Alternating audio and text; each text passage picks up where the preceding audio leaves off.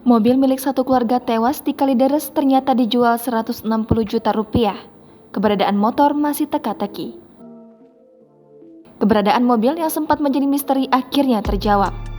Kepolisian berhasil melacak keberadaan mobil Honda Brio bernomor polisi B2601BRK tersebut. Ternyata mobil tersebut ditemukan di sebuah showroom mobil yang masih berada di kawasan Jakarta Barat. Fakta ini diungkap oleh Direktur Reserse Kriminal Umum Polda Metro Jaya, Kombes Pol Hengki Haryadi, dikutip dari tribunnews.com pada Selasa 15 November 2022. Mobil tersebut rupanya sudah dijual sejak bulan Januari awal tahun ini dengan harga 160 juta rupiah. Tak disangka, orang yang menjual adalah sang paman Budianto Gunawan alias BG yang ikut menjadi korban tewas di dalam rumah. Adapun sosok korban tewas lainnya adalah Ayah Rudianto Gunawan, Ibu Kamargareta Gunawan dan putri mereka yang bernama Dian alias TF. Mobil tersebut saat ini masih berada di tangan pemilik dan belum dilakukan pemeriksaan.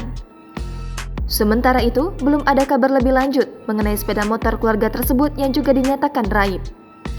Adapun keberadaan mobil di rumah itu juga sempat disinggung Desi, warga sekitar yang pertama kali memergoki adanya bau menyengat.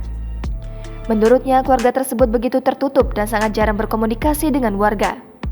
Menurut Desi, 3 orang di rumah tersebut tak pernah terlihat melakukan kegiatan. Sementara sang anak, DF, hanya beberapa kali keluar menggunakan mobilnya. Kabid Humas Polda Metro Jaya, Kombes Endra Zulpan memastikan, keempat korban tewas di Kalideres bukan karena kelaparan. Hari ini, tim gabungan dokter forensik dari jajaran Pusat Kedokteran dan Kesehatan, Polri dan ahli Universitas Indonesia melakukan pemeriksaan keempat jenazah. Penemuan mayat satu keluarga di perumahan Citra Garden, Kalideres, Jakarta Barat sempat membuat heboh warga pada Kamis 10 November sore. Dilansir tribunwow.com, jenazah yang terdiri dari 4 orang tersebut ditemukan oleh Ketua RT setempat, Asiung, karena laporan warga. Hingga saat ini, pihak kepolisian masih melakukan pemeriksaan penyebab kematian serta mengungkapkan kejanggalan yang ditemukan. Penemuan tersebut bermula dari laporan warga yang mengaku mencium bau menyengat dari rumah tetangganya pada Senin 7 November lalu. Pada Rabu 9 November, petugas PLN yang datang untuk memutus listrik di rumah tersebut kembali melaporkan hal serupa.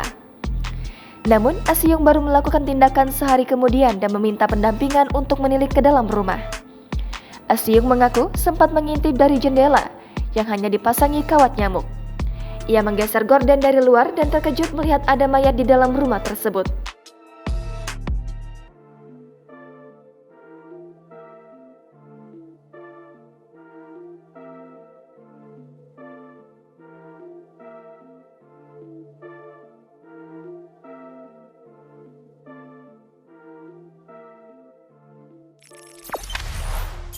Jangan lupa subscribe, share, komen, dan like ya.